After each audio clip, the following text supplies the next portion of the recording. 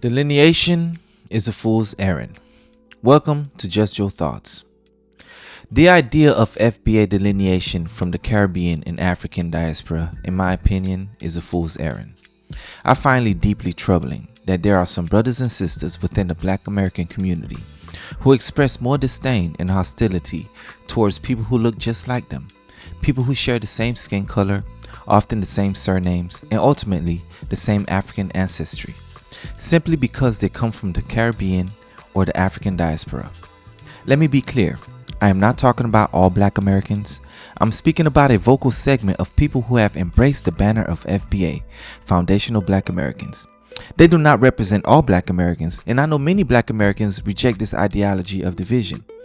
What concerned me is that some who champion delineation seem to reserve the strongest criticism for Black immigrants while showing far less outrage towards the institutions that have spent centuries systemically oppressing Black people.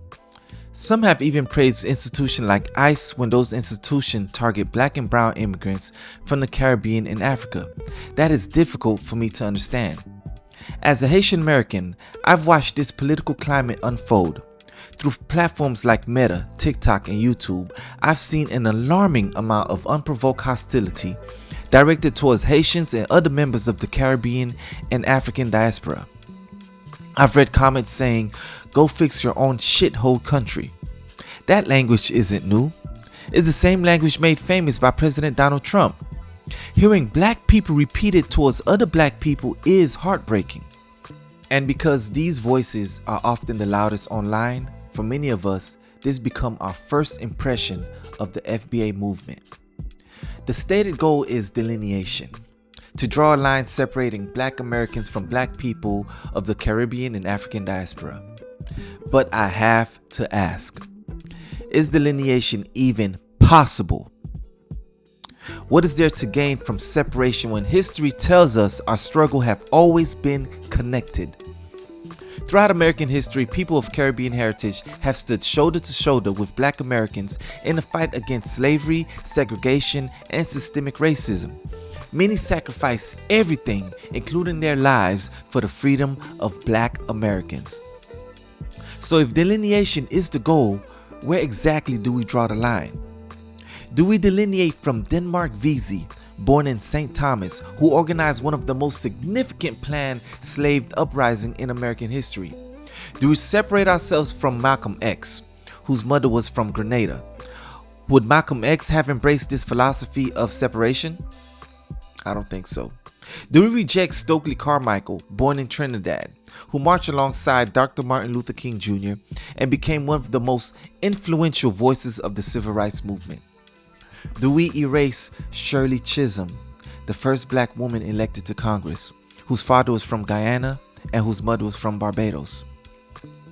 Do we distance ourselves from Minister Louis Farrakhan, whose mother was from St. Kitts, whose father was from Jamaica, a man who dedicated decades to advocating for Black consciousness and organized the Million Man March? Do we separate ourselves from DJ Kool Herc, the Jamaican immigrant universally recognized as the father of hip-hop?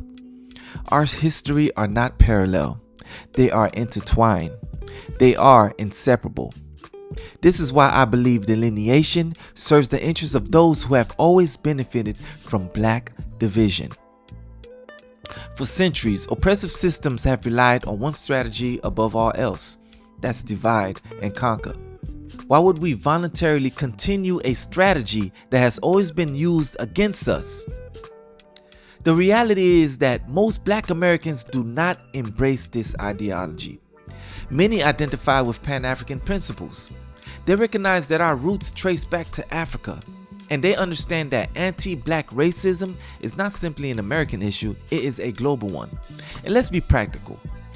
If delineation were ever to become more than an internet slogan, it would require legislation. The United States Census would have to separate Black Americans from Caribbean Americans and African immigrants. Employment applications would need to separate racial categories. Voter registration forms would have to distinguish between us. But this isn't how America works. Whether you're from Haiti, Jamaica, Nigeria, Ghana, Barbados, Trinidad, or Mississippi, When you fill out most official form, there is one box that applies: Black or African American. This is how society sees us. European immigrants from Italy, Ireland, Germany, Poland, France, and countless other nations, they preserve their cultures while identifying as white Americans.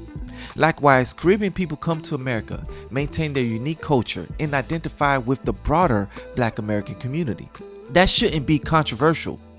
America has always been a nation of immigrants. Despite its flaws, it remains a country where people from every corner of the world come seeking opportunity. I grew up hearing a simple phrase: united we stand, divided we fall.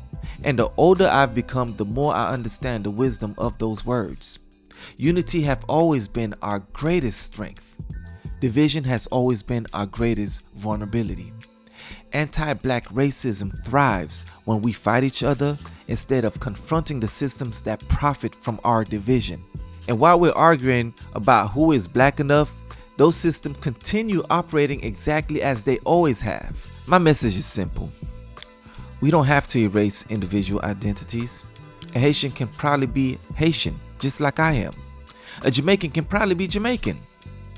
A Nigerian can probably be Nigerian. A Black American can proudly celebrate generations of history in this country. None of those identities diminish the other. Our cultures are different. Our experiences are also different. But our destinies are connected. History has proven when Black people unite across nationalities, we move society forward. When we divide ourselves, we make someone else's job easier. That's why I believe delineation is no path towards empowerment. It is a fool's errand. Just your thoughts. Peace.